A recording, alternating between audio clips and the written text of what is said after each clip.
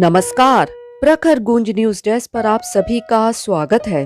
दोस्तों, आप सभी सुधी श्रोताओं और दर्शकों के लिए प्रखर गूंज लेकर आया है प्रखर गूंज किस्सों की पोटली से एक नया किस्सा। एक ऐसा किस्सा जो प्यारे प्यारे बच्चों के साथ बड़े बुजुर्गों को भी भाएगा। तो सुनिए, आज हम आपके लिए लाए हैं आदरणीय अनुभि माहेश्वरी राठी जी की एक रचना। परिचय की बात करें तो अनुभि माहेश्वरी राठी जी अलीगढ़ शहर की रहने वाली हैं और ये 3 जुड़वा बहनें हैं। इनकी स्कूली शिक्षा कार्मेल कॉन्वेंट भोपाल में हुई।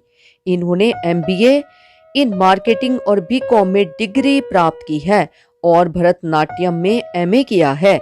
इनको लिखना, संगीत सुनना और नृत्य करना बेहद पसंद है। सुनते हैं कहानी।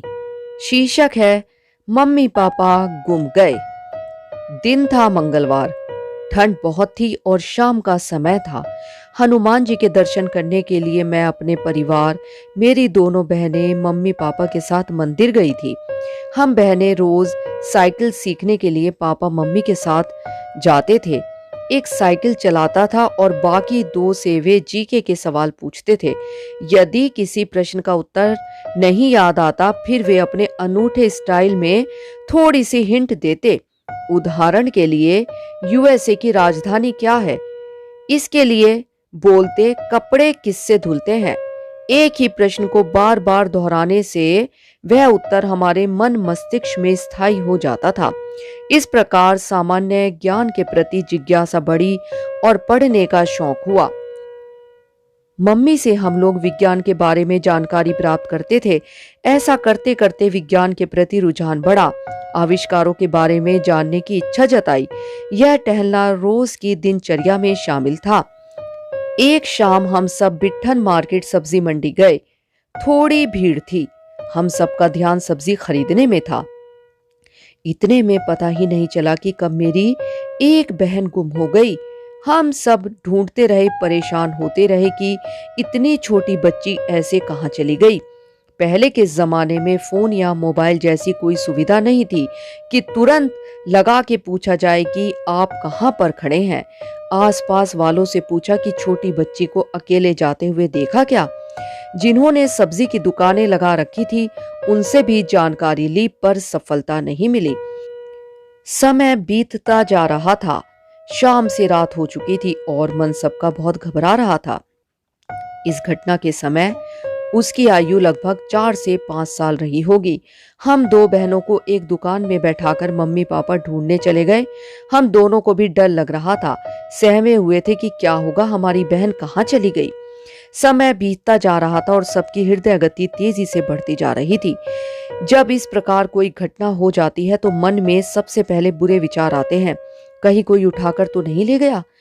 छोटा बच्चा समझ के किसी चीज का लालच देकर अपने साथ लेकर चला गया हो। मम्मी पापा की दशा देखकर ऐसा लग रहा था जैसे कलेजा ही बाहर आ गया हो। आखिर दिल का टुकड़ा जो नहीं मिल रहा था। बहुत खोजबीन करने पर भी सफलता हाथ नहीं लगी।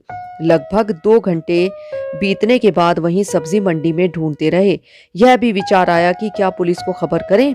ऐसा विचार कर ही रहे थे कि अचानक से मेरे कंधे पर, मेरे बालों का रंग सुनहरा है, उससे मुझे कोई भी बहुत जल्दी पहचान लेता है। किसी ने हाथ रखा। मैं जैसे ही पलटी, मेरे सामने मेरी दीदी की सहेली थी, मेरी बुआ जी की बेटी विभा, जो भोपाल के कॉलेज में पढ़ती थी। उनके दोस्तों का आना जाना घर में रहता था। उनमें से ही एक दीदी को मेरी बहन सब्जी मंडी में रोती हुई मिल गई और वे पहचान गई कि ये तो विभा के मामा जी की बेटी है। वे हमें ढूंढते ढूंढते मेरी बहन को हमारे पास ले आई। हम लोगों की खुशी का ठिकाना ना रहा। भगवान ने हमारी प्रार्थना सुन ली। मम्मी पापा ने उनका बहुत शुक्रिया अदा किया और धन्यवाद दिया। दीदी की सहेली ने हम सभी को बहन का वृतांत सुनाया। इतनी देर से जो मन में उथल पुथल हो रही थी, नैनों में से अश्रु की धारा बह रही थी, तुरंत ही मुस्कुराहट और हंसी के माहौल में परिवर्तित हो गई। उन्होंने बताया, यह अकेली मेरे को घूमते हुए मिली। ना रो रही थी, बस यही सबको कह रही थी कि मेरे मम्मी पापा को ढूंढ दो, मेरे मम्मी पापा कहीं गुम हो गए हैं। इतने छोटे बच्चे के मुंह से यह सुनते ही हम सब खूब हंसे और बस यही विचार आया कि बच्चों की मासूमियत भरी बातें बहुत ही प्यारी होती हैं। सही में बच्चे भगवान का ही रूप होते हैं। दोस्तों, यह थी अनुभी माहेश्वरी जी की कहानी। आशा करते हैं आपको हमारी यह रचना पसंद आई होगी। इसी प्रकार की अन्य रचनाएं और कहानियां सुनने के लिए जुड़े रहें हमारे चैनल प्रखर गूंज के साथ। यदि आपने हमारे चैनल को सब्सक्राइब नहीं किया है तो कृपया हमारे चैनल को लाइक और सब्सक्राइब करें। धन्यवाद।